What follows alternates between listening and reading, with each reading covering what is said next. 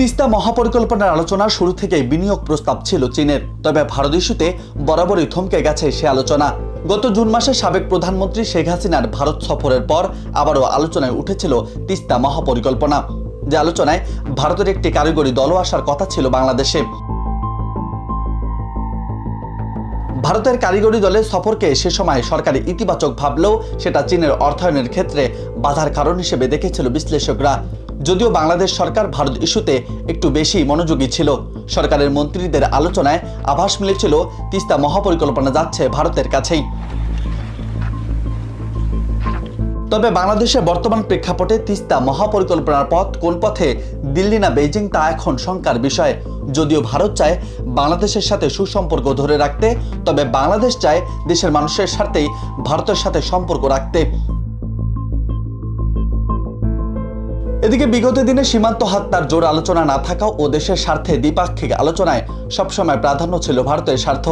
এতে ভারত বাংলাদেশের সম্পর্ক শুধুই রাজনৈতিক, সাধারণ মানুষের ভাগ্য বদলে কাজে এসেছে কিনা তা নিয়ে প্রশ্ন রেখেছেন অন্তর্বর্তীকালীন সরকারের পররাষ্ট্র উপদেষ্টা মোহাম্মদ তৌহিদ হোসেন।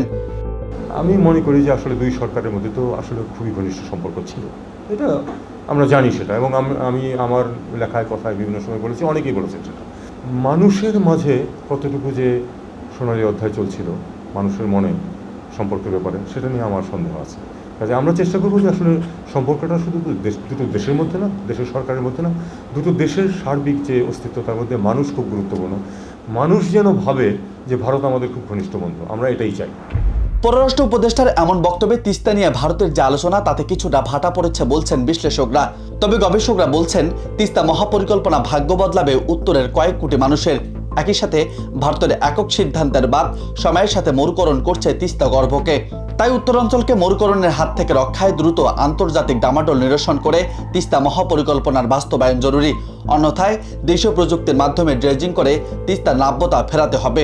ভারত বাংলাদেশ মিলে এই নদী, এটার জন্য একটা অভিন্ন দেশীয় পরিচর্যা দরকার, আর সেটা যতদিন না হয় ততদিন নিজ দেশীয় ব্যবস্থাপনাটা অব্যাহত রাখতে হবে।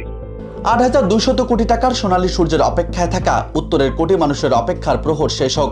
রাজনৈতিক মীমাংসার মধ্য দিয়ে দ্রুতই তিস্তা মহাপরিকল্পনার বাস্তবায়ন হোক, সেই প্রত্যাশাই করছে উত্তরের জনপদ।